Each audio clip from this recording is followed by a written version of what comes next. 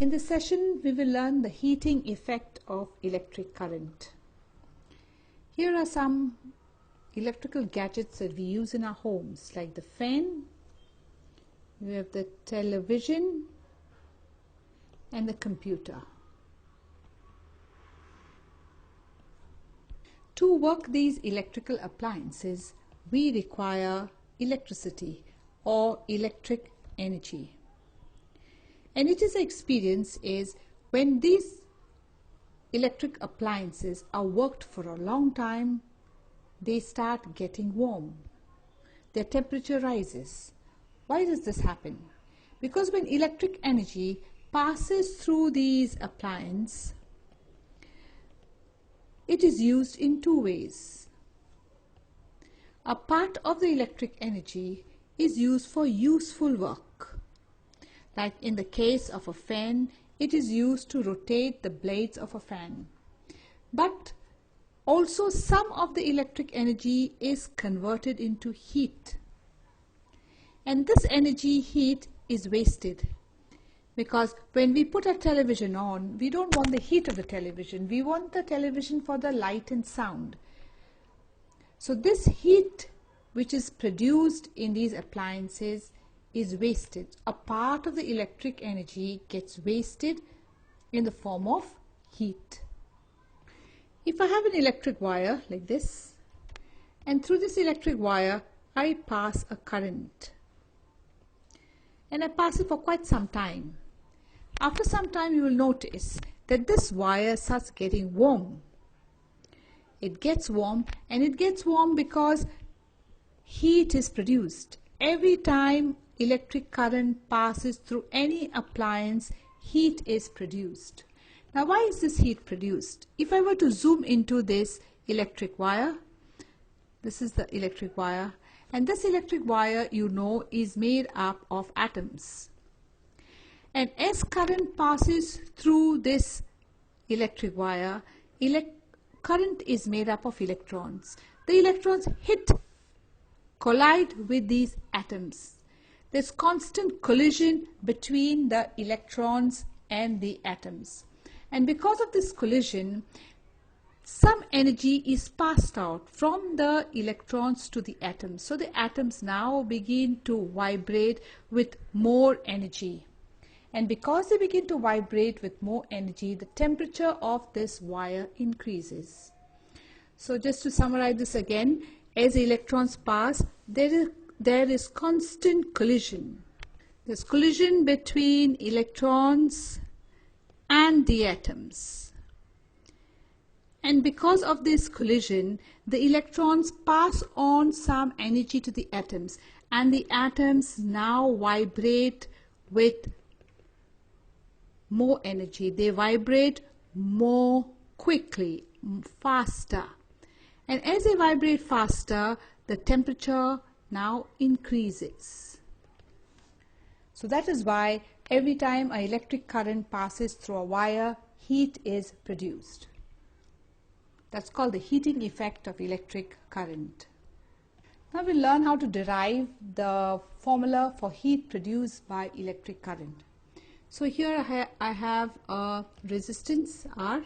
This resistance could be a bulb, it could be a fan, it could be a computer, any electrical gadget. Now to run this gadget, I require current. So there is a current I passing through this circuit. And there is also a potential difference. Without a potential difference, current does not pass. So the potential difference V is applied between the resistance. Now this current begins to flow for a time t. So let's write that out now. So our current now here, we've taken current. There's a current of say I amperes flowing to the circuit, whose now resistance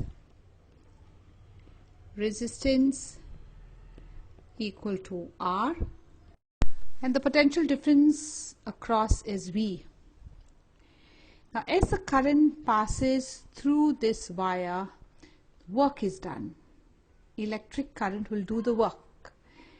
Now this work we already have seen is V into Q.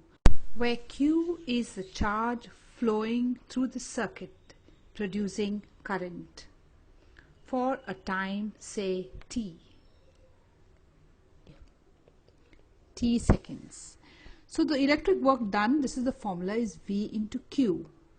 Now if you remember last year we learned power. Power is the rate of doing work. So power is work over time. So power is work over time. Let's get back now. Power is, we know work is what, VQ. So for work we'll write VQ, and this is time t. But we know Q over T, if you can recollect, I equal to Q over T. So now for power we will write VI, because for Q over T we will put I. This is the first equation of power. Now in this thing of P equal to V over I, we know that V equal to IR. So we said V equal to IR. So for this V I will put IR. So we have power.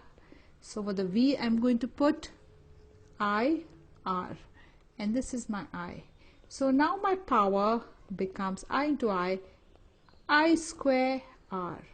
This is equation 2, where power is I square R. And now for the third. So again for the third equation we know P equal to V over I. And we have also learned that I equal to V over R. Now power equal to, for this I am going to substitute V over R. So now my power becomes V square over R. This is equation 3. So power has got basically 3 formulas. All give you the same answer. VI, or power, equal to V square over R, or power equal to I square over I square into R. Depending on what they give you, you use the formula to find power. Now to get on to the next step, we know any